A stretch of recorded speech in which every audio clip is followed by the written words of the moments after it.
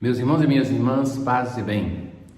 Depois de nós termos ouvido na liturgia dois profetas contemporâneos do Reino do Norte, que era Amós e Oséias, nós começamos hoje na liturgia a escutar um profeta contemporâneo que é de Judá, o profeta Isaías.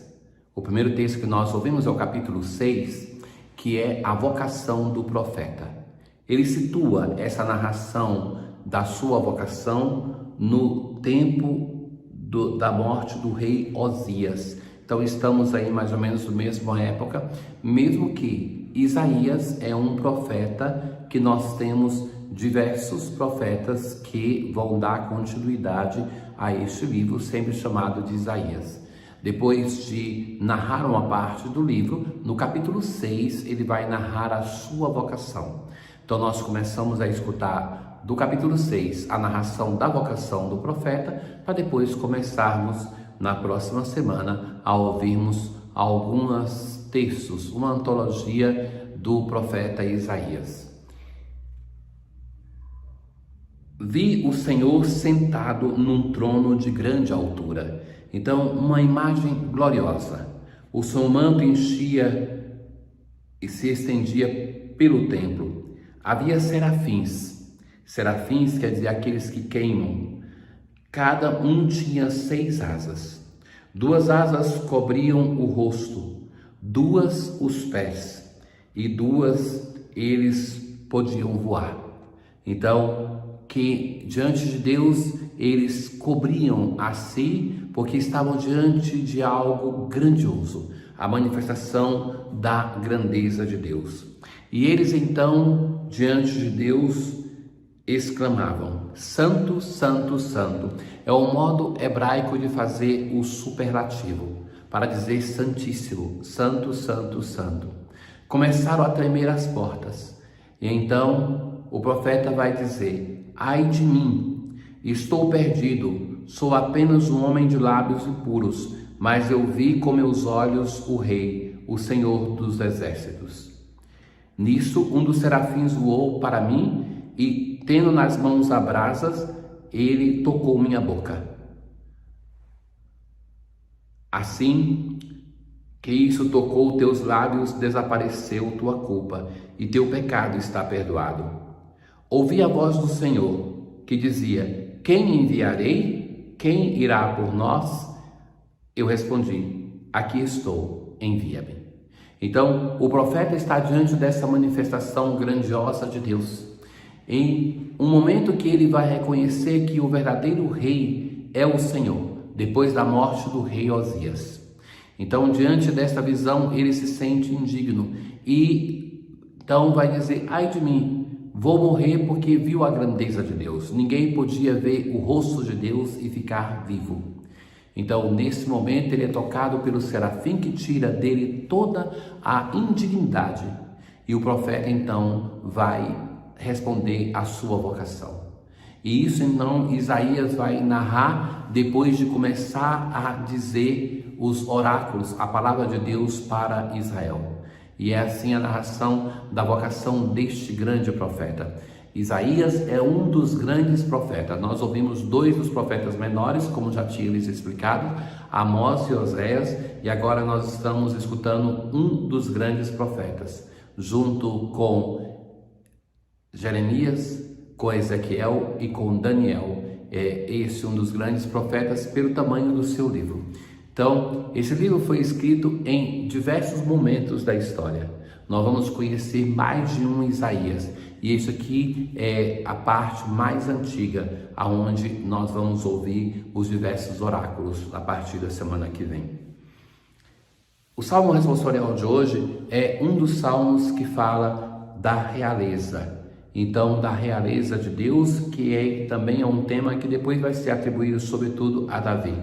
Deus é rei e se vestiu de majestade, revestiu-se de poder e esplendor.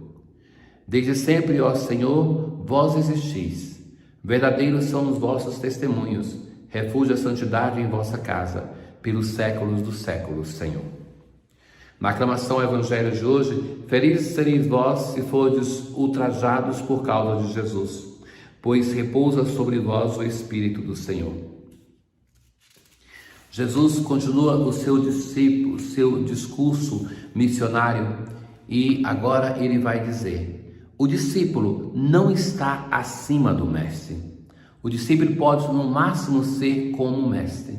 Jesus introduz esse tema para dizer: se perseguiram ao mestre, os discípulos não podem pretender ter uma sorte diferente, mas que eles também vão ser perseguidos. Jesus foi chamado de Belzebu. Belzebu é uma expressão para dizer Senhor das moscas, ou seja, aquele que não vale nada. Então, quanto mais não farão com seus familiares, assim Jesus chama os seus discípulos. Não tenhais medo. É uma expressão que aparece no Evangelho de hoje como um refrão. Não tenhais medo, pois nada há de encoberto que não seja revelado, e nada há de escondido que não seja conhecido. Ou seja, aquilo que Jesus falou para os seus discípulos, as ocultas, formando-os, agora chegou o momento de que isso seja conhecido por todos. Eles são enviados para anunciar e devem fazer com que aquilo que eles escutaram do Mestre agora seja revelado para todos os povos. Nada deve ficar escondido. O que vos digo na escuridão, dizei-o à luz do dia. O que escutais ao pé do ouvido, proclamai-o sobre o telhado. Não tenhais medo daqueles que matam o corpo, mas não podem matar a alma. O Senhor introduz o tema do martírio para preparar os seus discípulos. Jesus nunca enganou os discípulos e a nós sobre isso. Quando os discípulos são perguntados, perguntam a Jesus sobre esse tema, claramente Jesus diz para eles que não devem pretender uma recompensa neste mundo, mas que neste mundo terão sofrimento, no futuro a vida eterna. Quanto a vós, até os cabelos da cabeça estão todos contados. Pense os cabelos que nós perdemos tantos durante um dia, mas o Senhor mostra essa sua ternura. E mais uma vez vai dizer: não tenhais medo, vós valeis mais do que muitos pardais. Então, se Deus cuida dos pardais, se Deus os tem, muito mais vai cuidar de nós. Então tem essa mensagem que vai falar de um perigo, de uma perseguição, mas por outro lado assegura a ternura, a proximidade de Deus. Um Deus que se preocupa com o seu povo, o Deus que cuida de nós muito mais do que cuida dos pardais. Portanto, todo aquele que se declarar a meu favor diante dos homens, também eu me declararei em favor dele diante do meu Pai. Assim, Jesus chama por duas vezes o Pai, meu Pai. E vai dizer que, do mesmo modo que os discípulos, aqueles e nós, vamos reagir diante dos homens em relação à pessoa de Jesus, do mesmo modo ele vai reagir diante do Pai. Aqueles que se declaram a favor dele diante dos homens, ele vai se declarar a favor desse discípulo diante do Pai. Aquele, porém, que me negar diante dos homens, também eu o negarei diante do meu Pai que está nos céus. Ora, meus irmãos, Jesus no Evangelho de hoje continua este longo discurso de preparação dos seus discípulos para a missão. Começou com a escolha dos apóstolos, mas ele continua formando-os para partir, formando-os para enviá-los. Assim, aquilo que Jesus fala para eles vale para cada um de nós. Nós também somos enviados em um mundo que nos odiará por sermos de Jesus, se nós de fato formos. Mas que em cada situação assim devemos ter consciência que nós não somos abandonados por Deus, mas que Deus cuida de nós. Hoje nós celebramos Santa Paulina do Coração Agonizante de Jesus. Essa santa que nasceu em 1865 da Itália, com 10 anos chega para o Brasil, na sua juventude vai fundar a Congregação das Irmãs da Imaculada Conceição, com a missão de cuidar dos órfãos e dos ex-escravos. Então, que essa santa brasileira, ela interceda por nós, para que nós possamos viver o Evangelho, coerente com a missão que Jesus confiou aos apóstolos, à Madre Paulina e a todos nós. Tenham todos um bom dia. O Senhor esteja convosco, Ele está no meio de nós. Abençoe-vos o Deus Todo-Poderoso, o Pai, o Filho e o Espírito Santo. Paz.